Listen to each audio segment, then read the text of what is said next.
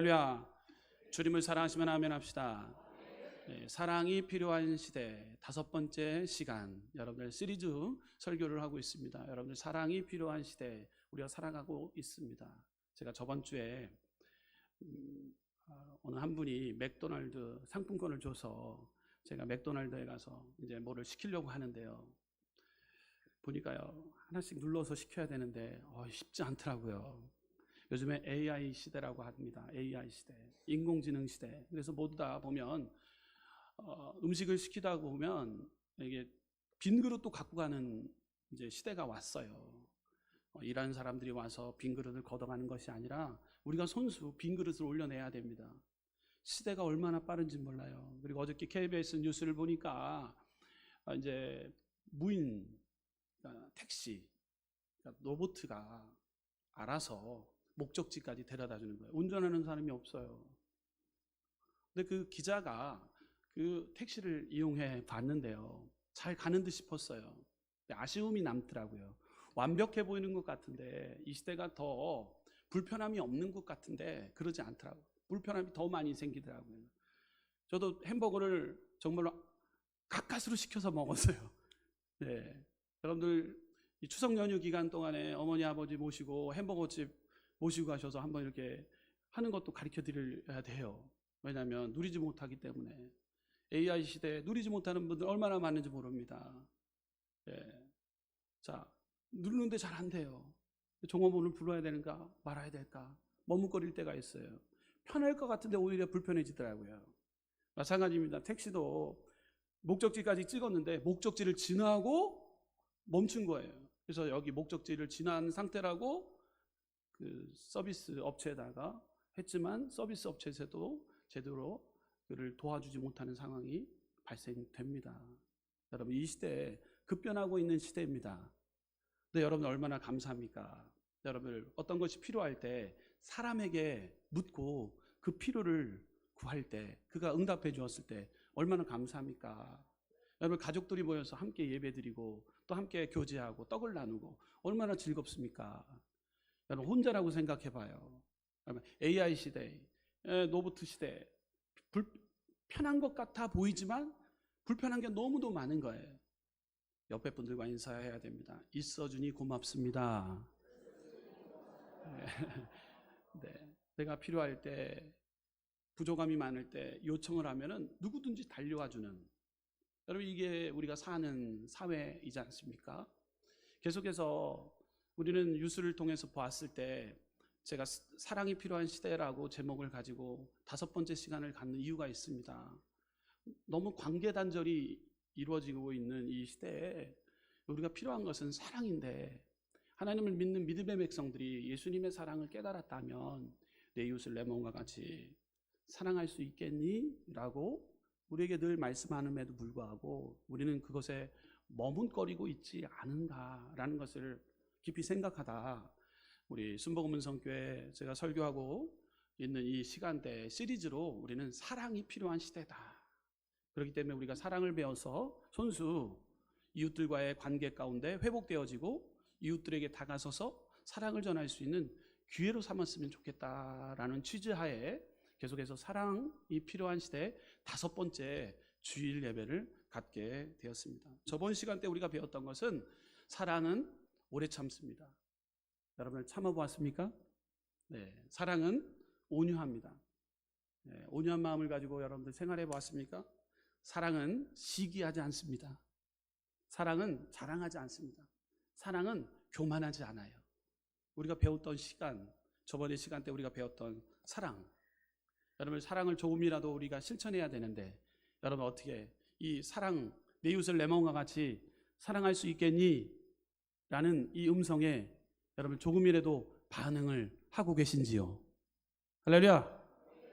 여러분 우리는 반응해야 됩니다. 오늘 본문에서는 자기중심적인 사랑이 아닌 진정한 사랑에 대해서 말씀하고 있어요. 그래서 기독교는 자기중심에서 벗어난 이타주의적인 사랑을 실천해야 되는 것이 기독교 사랑인 것이죠. 우리 기독교 신앙은 사랑이 최고로 제일이다라고 말하고 있습니다. 사랑이 없는 종교는 쓸데없는 것입니다. 사랑이 없는 율법은 아무 의미가 없습니다. 사도 바울 선생은 고린도 교회에 사랑이 필요한 것을 알게 되었습니다. 사랑이 있으면 적은 집도, 사랑이 있으면 적은 물질도, 사랑이 있으면 작다라고 생각하는 명예일지라도 지위도 축복이 되고 영광이 되고 행복이 되는 것입니다. 진정한 아가페의 사랑의 속성에는 첫 번째로 오늘 본문을 통해서 보게 됩니다. 따라해볼까요? 사랑은 무례히 행치 않습니다. 네, 사랑은 무례히 행치 않습니다. 무례하다라는 말, 본래 공적 상황에서 질서를 범함으로 그 사람의 태도의 아름다움이 깨어진 상태입니다. 무례함을 범하고 있는 일들이 주위에 얼마나 많은지 몰라요. 고린도 교회에서도 이 무례함이 가득 넘쳤어요. 자, 이 무례함이 언제 발생했었냐면 애찬식에서 무례함이 발생되었어요. 성만찬식에서 무례함이 발생되었어요. 가정에서 무례함이 발생됐습니다. 또 예배를 드리면서도 무례함이 발생됐어요. 고린도 교회 성도들 애찬, 성만찬, 가정에서 예배를 드리면서 고린도의 교회에서 있었던 이러한 일들이 우리 주변에서도 가깝게 보게 되었습니다. 우리 교회 순복음은성교회 식당이 잘 구비되어져 있습니다. 우리 성도님들은 무례하지 않아요. 보면은 줄을 잘 서서 함께 맛있는 애찬을 갖게 됩니다.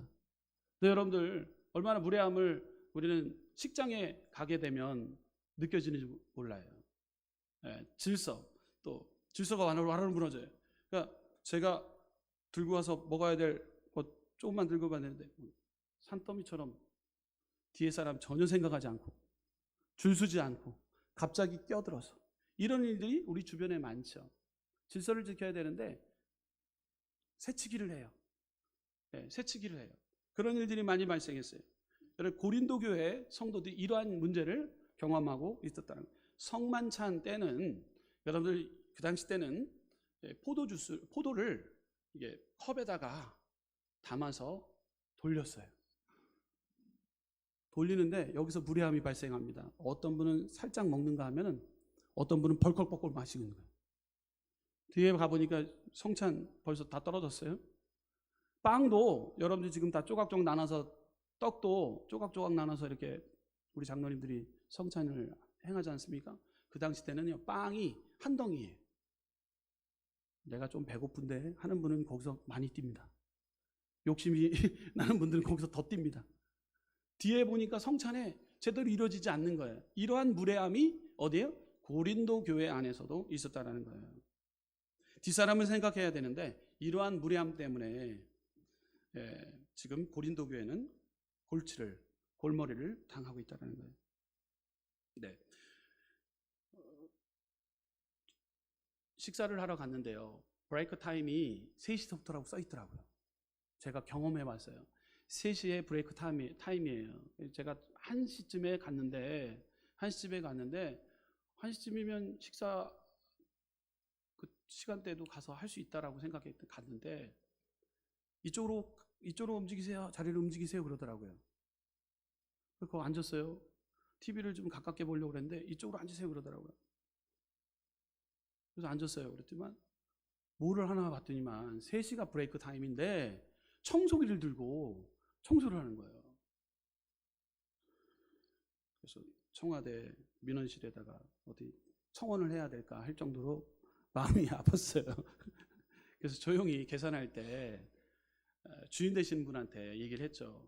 브레이크 타임이 3시면 지금 식사로 온 사람들 저 말고 다른 분이 있었는데 다른 분 들어온 분들한테도 저쪽에 앉히라 그러더니만 계속해서 먼지가 발생되어지는 곳에서 식사하는 그런 환경을 만들어 놓았다는 거예요. 상당히 무례한 거예요. 상당히 무례한 거예요. 여러분들 무례한 것 우리 주변에 발견 참으로 많습니다. 이 무례함이. 여러분들 고린도 교회 안에서 애찬식, 성만찬, 가정에서 무례함, 예배 안에서 예배를 드릴 때 무례함. 여러분 예배 드릴 때 찬양이 시작하는 그 시간대에 벌써 예배가 시작되는 거예요. 할렐루야. 그렇기 때문에 찬양하는 시간 그때가 예배 준비하는 시간이 아니라 그때서부터 예배가 들어가는 거예요. 예배가 들어가는 거예요. 그러니까 그런 것들이 무너지기 시작했어요. 고린도 교회에 무너졌다는, 이 모든 무질서의 근본 원인은 참사랑의 진리를 배우지 못했기 때문이다라고 사도 바울은 가르쳐주고 있는 거예요. 상대방에 대한 배려의 마음을 잃어버렸을 때 무례한 행동이 나오기 시작합니다. 우리 각자는 하나님 나라의 당당한 시민이고 왕같은 제사장들이며 만왕의 왕이신 그리스도의 제사라고 말합니다. 우리는 모두 그리스도인이기에 더 예의 바른 삶의 모습을 우리는 드러내야 되는 것이죠. 자, 그렇다면 무례하지 않았던 분 누구실까요? 대표적으로요, 예수님은 예의가 있으셨던 분이에요. 매너가 있으셨던 분이에요. 예수님은 예의를 지키셨던 분이에요. 예수님은 어떻게 예의를 지키셨습니까? 예수님께서 하신 일을 가만히 보면 우리를 사랑하시는데 절대로 무례하게 행하지 않으신다라는 것을 알 수 있습니다. 예수님은 만왕의 왕, 우리의 주인이십니다. 그런 분이 우리 안에 들어오시고 싶으실 때 반드시 예수님도 노크하고 들어오셨다라는 거예요. 노크하고 반드시 들어왔다는 거예요. 우리가 문을 열어 드리는 길을 원하고 노크하고 들어오셨다는, 요한계시록 3장 20절 말씀 우리 함께 스크린을 통해서 함께 봉독하겠습니다. 시작.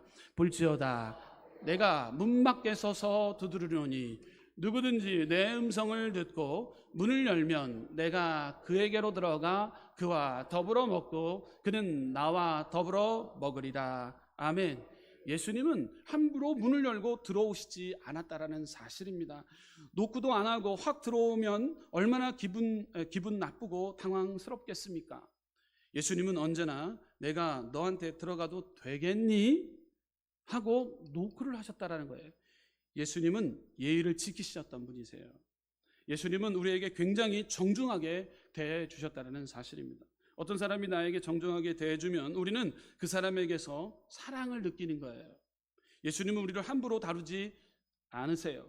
예수님께서 우리에게 내가 병들었을 때, 외로울 때, 배고플 때, 귀신 들렸을 때 먼저 찾아오셔서 우리의 병을 고쳐주십니다. 구원부터 얘기하지 않는 분이세요. 주 예수 그리스도를 믿으라. 그리하면 너와 내 집이 구원을 얻는다. 이렇게 단호하게 얘기하지 않으세요. 예수 믿으세요? 이렇게 얘기하지 않는다라는 거예요. 먼저 가난하고 소외되고 병들고 또 외롭고 배고픈 자들에게 친히 찾아와서 병을 고쳐주시고 또 필요를 채워주시는 분이에요. 먹을 것을 주시는 분이라는 거예요. 주 예수님을 믿으세요. 그럼 너와 내 집이 구원을 얻습니다. 이렇게 먼저 무례하게 이렇게 다가서지 않는 예수님의 모습이라는 거예요.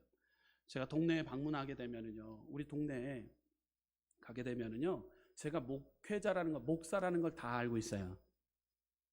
그럼에도 우리 형님들이, 동네 형님들이 동생이 가게 되면 상당히 반겨줘요. 네, 일로 와, 일로 와.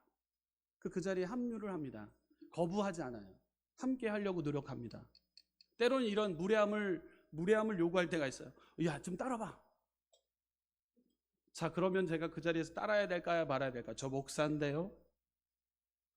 계속적인 관계 유지를 하기 위해서는 저는 그렇게 생각이 됩니다.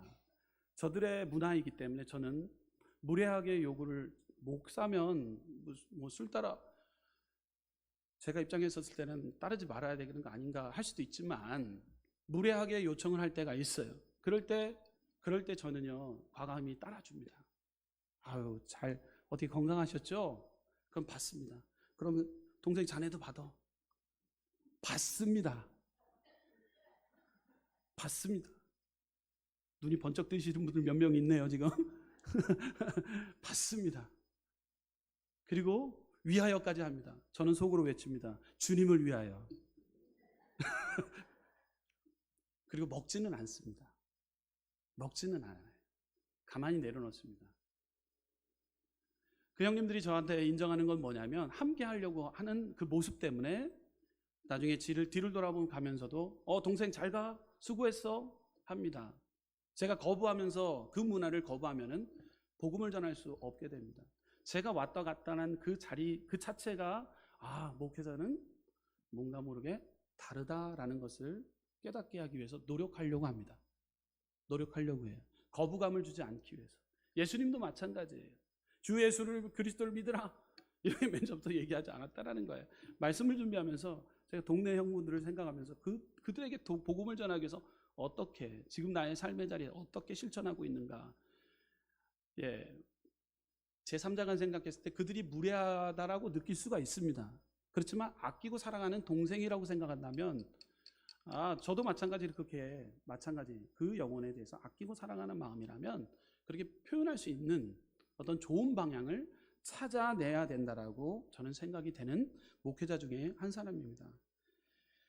그래서 말실수, 생각 분리를 시키는 것이 아니라 어우러지려고 노력합니다. 여러분 추석 명절을 통해서도 그리스도인으로서 여러분 그들에게 사랑을 베풀기 위해서 여러분들 조금이라도 노력해야 되는데 여러분 노력 중에 있는 줄 믿습니다. 네. 자, 이웃을 존중해야 됩니다. 잠언서 14장 21절 보게 되면 잠언서 14장 21절 보게 되면 함께 읽어보도록 하겠습니다. 시작. 이웃을 업신여기는 자는 죄를 범하는 자요 빈곤한 자를 불쌍히 여기는 자는 복이 있는 자니라. 아멘. 이웃을 존중하는 마음, 사랑하는 마음이 필요하다는 거예요. 자, 예수님은 예의를 지키셨고요. 이웃을 존중했던 분이세요. 자, 우리가 이 모습을 배워나가야 되는 것이죠. 또 낮아져야 됩니다. 계속해서 우리는 낮아야 됩니다. 빌립보서 2장 3절을 보게 되면 아무 일에든지 다툼이나 허영으로 하지 말고 오직 겸손한 마음으로 각각 자기보다 남을 낮게 여기고 라고 기록하고 있어요. 제자들을 사랑하셨던 예수님은 낮아지셔서 그들의 발을 씻기셨습니다. 제자들을 섬기기 위해서 겉옷을 벗고 수건을 허리에 두르시고 제자들 앞에 무릎을 꿇고 그들의 때 묻은 발을 씻기셨다라는 사실입니다.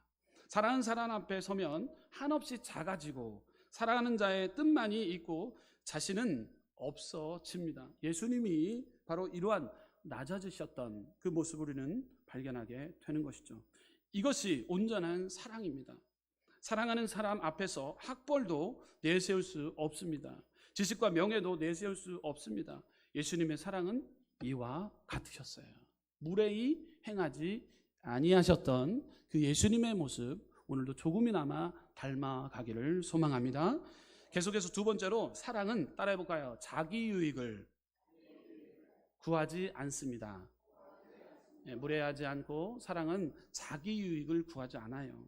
진정한 사랑은 자기 유익보다 상대방의 유익을 먼저 구하는 것이에요. 참 사랑은 주는 것이에요. 참 사랑은 주는 거예요. 자기를 희생하는 마음으로 남의 유익을 먼저 구하고 남을 먼저 돌봐주는 것이 진정한 사랑입니다. 남을 잘되게 하는 것은 쉬운 일이 아니지만 그러나 다른 사람이 잘되도록 섬기는 것은 먼 훗날 그것이 자기 자신을 위한 것이 된다라는 것을 우리는 꼭 깨달아 알아야 됩니다. 왜냐하면 누가복음 6장 38절에 이렇게 성경은 기록하고 있기 때문인 거예요. 함께 읽어보도록 하겠습니다. 시작. 주라 그리하면 너희에게 줄 것이니 곧 후히 되어 누르고 흔들어 넘치도록 하여 너에게 안겨주리라. 너희가 헤아리는 그 헤아림으로 너희도 헤아림을 도로 받을 것이니라. 아멘. 내가 움켜쥐면 사라지고 말지만 주면 줄수록 내게 돌아온 것이 참 사랑이다라는 말씀인 것이죠. 자, 참된 사랑, 참 사랑은 주는 것입니다. 참 사랑은 힘이 있습니다. 따라해볼까요? 참 사랑은 힘이 있습니다. 사랑은 신비한 힘이 있어요. 가장 강한 힘인 거예요. 이 힘은 가장 무서운 이기심을 극복합니다. 자기중심적인 마음을 극복합니다. 그래서 자기도 유익하고 다른 사람도 행복하게 만들어 나가는 거예요. 사랑의 기쁨을 향유하게 됩니다. 사랑의 신비를 마음껏 누리고 살게 합니다. 이 엄청난 일을 가능하게 하는 근원은 십자가의 사랑인 거예요. 하나님의 사랑, 그 거룩한 사랑이 내 마음에 올 때 비로소 사랑을 알게 됩니다. 사랑을 알 때 자기의 일을, 자기의 유익을 구하는 마음을 깨끗이 청산하는 오직 사랑의 능력이 살아나기 시작하게 됩니다. 특별히 오늘 성찬주일입니다. 대속의 은혜에 감사하는 마음을 가지고 우리가 성찬에 임하게 됩니다. 성찬은 누구나 행할 수 있어요. 여러분 시험으로 해서는 안 되는 이 성찬인 것이죠. 떡과 포도주를 대할 때 살과 피로 대해야 됩니다. 할렐루야.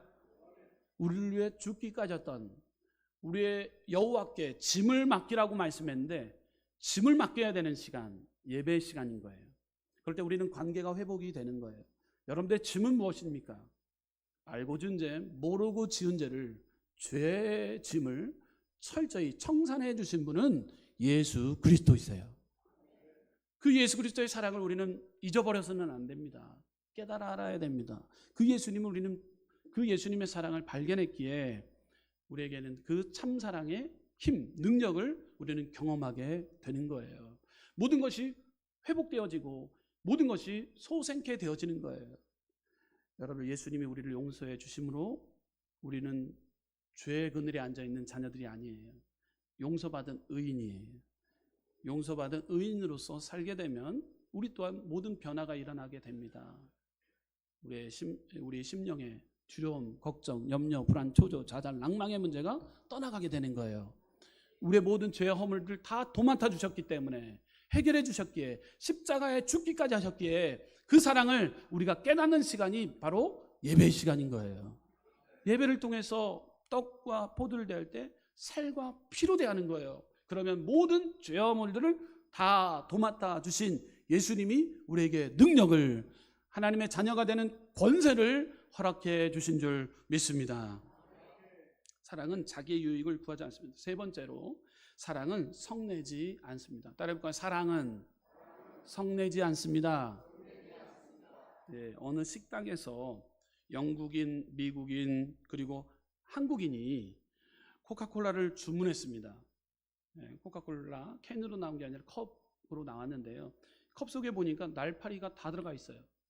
아니, 실험을 하려고 예화를 우리 권진익 목사가 쓰려고 했는지 그 안에 보니까 컵 속에 날파리가 다 들어가 있는 거예요. 영국 사람에게도, 미국 사람에게, 누구 사람에게, 또 한국 사람에게도 다 들어가 있는 거예요. 자, 영국 사람은 어떻게 행동을 했는가 봤더니만 조용히 그 컵을 가지고 가서 버리고 새로 주문을 했어요. 네, 미국 사람은 어떨까요? 미국 사람 실용주의, 실용적인 미국인은 어떻게 했냐면 주인을 불러서 날파리를 보여주면서 새로운 컵에 코카콜라를 받아 마셨어요. 상당히 합리적이죠. 맞죠? 실용적이죠. 그런데 마지막으로 한국 사람들은 날파리를 보자마자 핸드폰을 꺼냅니다. 사진을 찍습니다. 사진을 찍어요. 뭐 하나 저장하나 봤더니 SNS에 올립니다. 그리고 화가 안 풀렸어요. 보건복지부에다, 관계자에다 전화를 겁니다. 항의성 글을 올립니다. 나중에는 국민청원까지 올라갑니다. 청와대 홈페이지까지 올라가는 거예요. 그리고 주인을 불러 화를 내고 망신을 준 뒤에 새로운 코카콜라를 받아서 마십니다. 세 나라의 인간성을 보여주는 것이죠. 영국인은 신사적이고 인간적이고요, 미국인은 실용적입니다. 그런데 한국인은 무조건 화부터 냅니다. 화부터 내요. 네, 화부터 냅니다. 근데 요즘에는 많이 바뀌었어요. 옛날 얘기일 수 있지만 화부터 내는 분들이 아직도 많아요. 다른 사람에게 모멸감을 주기까지 합니다. 성낸다라는 말은 파록스노라는 그 의미 안에, 성을 낸다 그 안에는 다투다, 화를 내다, 신경질을 부리다 라는 뜻이 있어요. 파록스노는 그 온유와 반대의 개념이고, 또한 오래 참음과도 반대의 개념입니다. 온유와 오래 참음, 이 반대의 개념, 이 화를 내는 것, 성을 낸다는 거예요. 성내는 것은 상대방에게 상처를 입힐 뿐만 아니라 자기의 자존심도 상하게 만듭니다. 잠언서 16장 32절 말씀, 우리 함께 스크린을 통해서 함께 읽어보도록 하겠습니다. 잠언서 16장 32절 시작. 노하기를 더디하는 자는 용사보다 낫고 자기의 마음을 다스리는 자는 성을 빼앗는 자보다 나으니라. 아멘. 계속해서 야고보서 1장 19절에서 20절 말씀 함께 읽어보도록 하겠습니다. 시작. 내 사랑하는 형제들아, 너희가 알지니 사람마다 듣기는 속히하고 말하기는 더디하며 성내기도 더디하라. 사람이 성내는 것이 하나님의 의를 이루지 못함이니라. 아멘.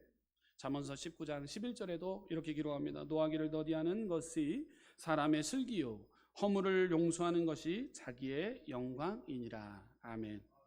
하나님께서 주신 감정은 무엇이든 그 자체로 악한 것은 없어요. 그 분을 내지 않으셨나? 여러분, 하나님이 분 내셨어요. 분노 마찬가지 우리에게 주어진 감정이에요. 하나님도 분노하셨어요. 하나님도 매일 죄에 대해 분노하셨다라는 사실입니다. 하나님의 분노는 거룩하고 의로웠다는 거예요. 시편 7편 11절 보게 되면 하나님은 의로우신 재판장이시며 매일 분노하시는 하나님이시로다. 아멘. 하나님은 의로운 분 재판장이시고 매일 분노하시는 하나님이시다라고까지 정의하고 있어요.